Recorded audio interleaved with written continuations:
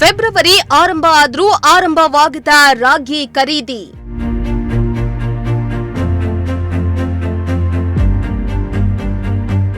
ಗೋಣಿ ಚೀಲ ನೆಪವೊಡ್ಡಿ ಮುಂದೂಡ್ತಾ ಇರೋ ಇಲಾಖೆ.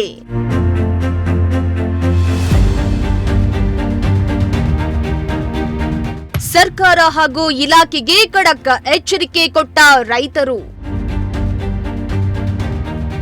ತುರ್ತಾಗಿ ಯಾವುದೇ ಕಾರಣ ಸಬೂಬು ಹೇಳದೆ ಜಿಲ್ಲಾಡಳಿತ ತುರ್ತಾಗಿ ರಾಗಿ ಖರೀದಿ ಕೇಂದ್ರಗಳನ್ನ ತೆರೀಬೇಕು. ತೆರೆದೇ ಇದ್ರೆ ನಾವು ಹೋರಾಟವನ್ನ ಮಾಡ್ತೇವೆ ಅಂತಕ್ಕಂಥ ಎಚ್ಚರಿಕೆಯನ್ನ ಈ ಮೂಲಕ ಕೊಡ್ತೇವೆ.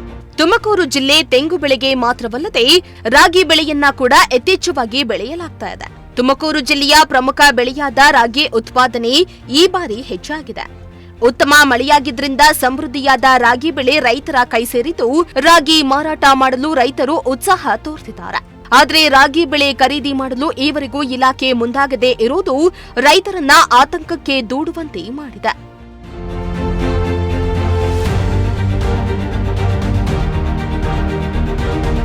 ಹೌದು, ಜನವರಿಯಲ್ಲಿ ರಾಗಿ ಖರೀದಿ ಆಗಬಹುದೆಂಬ ನಿರೀಕ್ಷೆಯಲ್ಲಿದ್ದ ಜನರಿಗೆ ಮತ್ತೆ ಶಾಕ್ ಎದುರಾಗಿದ್ದು, ಫೆಬ್ರವರಿ ತಿಂಗಳು ಆರಂಭವಾಗಿದ್ರೂ ಕೂಡ ಈವರೆಗೂ ಜಿಲ್ಲೆಯಲ್ಲಿ ಇನ್ನೂ ರಾಗಿ ಖರೀದಿ ಪ್ರಾರಂಭವಾಗದೇ ಇರೋದು ರೈತರು ತೀವ್ರ ಸಂಕಷ್ಟಕ್ಕೆ ಒಳಗಾಗಿದ್ದಾರೆ.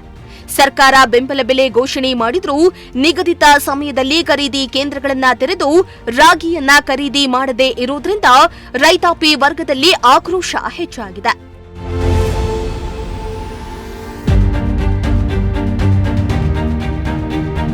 ಇನ್ನು ರಾಗಿ ಬೆಳೆ ಕಟಾವು ಮಾಡಿ ಮನೆಯಲ್ಲಿ ರಾಗಿಯನ್ನ ಶೇಖರಣೆ ಮಾಡಿಕೊಂಡು ತಿಂಗಳುಗಟ್ಟಲೆ ಕಳೆದಿದ್ರೂ ಸರ್ಕಾರ ಖರೀದಿ ಮಾಡದೆ ಕೈಕಟ್ಟಿ ಕೂತಿರೋದು ರೈತರನ್ನ ಕಂಗಾಲಾಗಿಸಿದೆ. ಬೆಳೆ ಬೆಳೆದು ಮಾರಾಟಕ್ಕೆ ಸಿದ್ಧವಾಗಿದ್ರೂ ಖರೀದಿ ಇಲ್ಲದೇ ಇರೋದ್ರಿಂದ ಕಂಗಾಲಾಗಿದ್ದೇವೆ ಎಂದು ರೈತರು ಆಕ್ರೋಶವನ್ನ ಹೊರಹಾಕಿದ್ದಾರೆ. ಇನ್ನು ಜಿಲ್ಲೆಯಲ್ಲಿ ಗೋಣಿ ಚೀಲಗಳ ಕೊರತೆಯನ್ನ ಕಾರಣವಾಗಿ ಮುಂದಿಟ್ಟು ಖರೀದಿ ಪ್ರಕ್ರಿಯೆ ಮುಂದೂಡ್ತಾ ಇರುವುದು ಸರ್ಕಾರದ ಬೇಜವಾಬ್ದಾರಿ ನಡೆ ಎಂದು ರೈತರು ಆರೋಪಿಸುತ್ತಿದ್ದಾರೆ.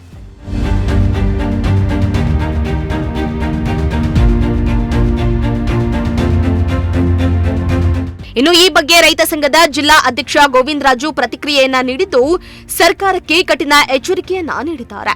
ಕೂಡಲೇ ರಾಗಿ ಖರೀದಿ ಕೇಂದ್ರಗಳನ್ನ ಪ್ರಾರಂಭಿಸದಿದ್ದರೆ ಮುಂದಿನ ದಿನಗಳಲ್ಲಿ ಜಿಲ್ಲಾ ಮಟ್ಟದ ಪ್ರತಿಭಟನೆ ನಡೆಸಲಾಗುವುದೆಂದು ಸ್ಪಷ್ಟವಾಗಿ ತಿಳಿಸಿದ್ದಾರೆ. ಇನ್ನು ಬೆಂಬಲ ಬೆಲೆ ನೀಡಿದ್ರೆ ಮಾತ್ರ ಸಾಕಾಗ್ದು, ಸರಿಯಾದ ಸಮಯಕ್ಕೆ ಖರೀದಿ ಮಾಡಬೇಕೆಂದು ಆಕ್ರೋಶವನ್ನ ಹೊರಹಾಕಿದ್ರು. ಕಳೆದ 2-3 ವರ್ಷಗಳಿಂದ ನೋಡಿದಾಗ ಯಾವತ್ತೂ ರೈತರಿಂದ ರಾಗಿಯನ್ನು ಖರೀದಿ ಮಾಡ್ತಕ್ಕಂಥ ಸಂದರ್ಭದಲ್ಲಿ ರಾಗಿ ಖರೀದಿ ಕೇಂದ್ರಗಳನ್ನ ತೆರೆಯೋದಿಲ್ಲ. ಈಗಾಗಲೇ ಹೊಲದ ಕುಯಿಲಾಗಿ 2 ತಿಂಗಳಾಯಿತು. ಬಹುತೇಕ ಜನ ರೈತರು ತಮ್ಮ ಕೂಲಿ ನಾಲಿಗಾಗಿ ಅಥವಾ ಗೊಬ್ಬರ ಹಾಕಲಿಕ್ಕೆ ಮಾಡಿದ ಸಾಲದ ತೀರುವಳಿಗಾಗಿ ಹೊಲದಲ್ಲೇ ಮಾರಾಟ ಮಾಡ್ತಕ್ಕಂಥ ಕೆಲಸವನ್ನು ಬಹುತೇಕ ಜನ ಮಾಡಿದ್ದಾರೆ. ಈಗ ಯಾರಿಗೆ ಅನುಕೂಲ ಆಗ್ತದೆ, ಈಗ ಖರೀದಿ ಕೇಂದ್ರ ತೆರೆದ್ರೆ ಅಂದರೆ ಯಾರು ಕೊಂಡಿಟ್ಕೊಂಡಿರ್ತಾರೋ ವರ್ತಕರು ವ್ಯಾಪಾರಸ್ಥರು ಅವ್ರಿಗೆ ಅನುಕೂಲ ಆಗ್ತದೆ. ಹಾಗಾಗಿ ಸರ್ಕಾರ ಈ ರೀತಿಯ ನೀತಿಯನ್ನು ಮಾಡ್ತಕ್ಕಂಥದ್ದು ಸರಿಯಲ್ಲ. ಜನವರಿ ತಿಂಗಳಲ್ಲೇ ರಾಗಿ ಖರೀದಿ ಕೇಂದ್ರಗಳನ್ನ ತೆರಿಬೇಕಾಗಿತ್ತು.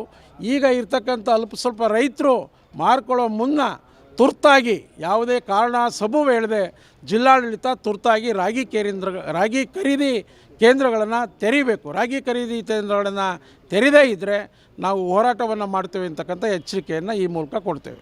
ಸರ್ಕಾರ ಬೆಂಬಲ ಬೆಲೆಯನ್ನು ಘೋಷಣೆ ಮಾಡಿದೆ. ನಾನು ಈಗಾಗಲೇ ಸ್ಪಷ್ಟ ಮಾಡಿದ್ದೇನೆ. ಇದರ ಬೆಂಬಲ ಬೆಲೆ ಭಾಳಷ್ಟು ರೈತರಿಗಿಂತಲೂ ಹೆಚ್ಚು ವರ್ತಕರಿಗೆ ಸಿಗ್ತದೆ. ರೈತರ ಹೆಸರಲ್ಲಿ ಆ ವರ್ತಕರು ರಾಗಿಯನ್ನು ಖರೀದಿ ಕೇಂದ್ರಕ್ಕೆ ಕೊಡ್ತಕ್ಕಂಥ ಕದ್ದು ಮುಚ್ಚಿ ಈ ರೀತಿ ನಡೀತಾ ಇರ್ತಕ್ಕಂಥದ್ದನ್ನು ನಾವೆಲ್ಲ ನೋಡಿದ್ದೇವೆ.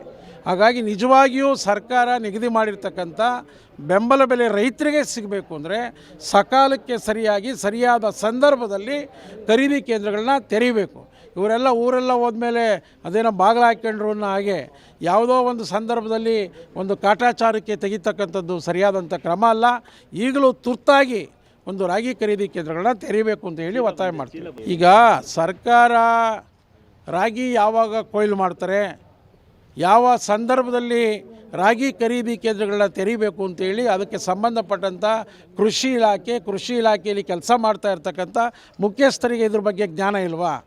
ಹಾಗಾಗಿ ಅಡ್ವಾನ್ಸ್ ಆಗಿ ಚೀಲ ಬೇಕೋ ಇನ್ನೊಂದು ಬೇಕೋ ಅಧಿಕಾರಿಗಳು ಬೇಕೋ ಏನು ಬೇಕೋ ಅದನ್ನು ತಯಾರು ಮಾಡ್ಕೊತಕ್ಕಂಥದ್ದು ಸಂಬಂಧಪಟ್ಟಂಥ ಕೃಷಿ ಜಾಯಿಂಟ್ ಡೈರೆಕ್ಟರ್ ಇದ್ದಾರೆ ಮತ್ತು ಸಂಬಂಧಪಟ್ಟಂಥ ಕೃಷಿ ಇಲಾಖೆಗಳಿದೆ.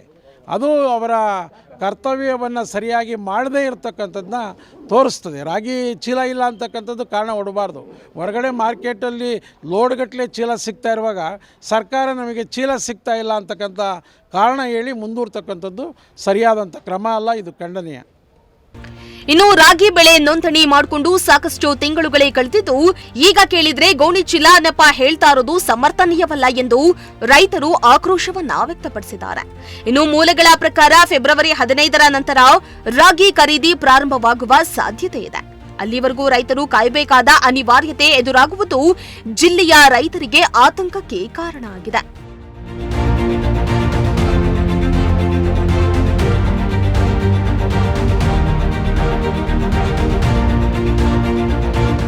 ಕ್ಯಾಮರಾ ಪರ್ಸನ್ ಸಂಜಯ್ ಜೊತೆ ದೀಪಕ್ ಕೆಂಕೆರೆ, ಪ್ರಜಾಶಕ್ತಿ ಟಿವಿ, ತುಮಕೂರು.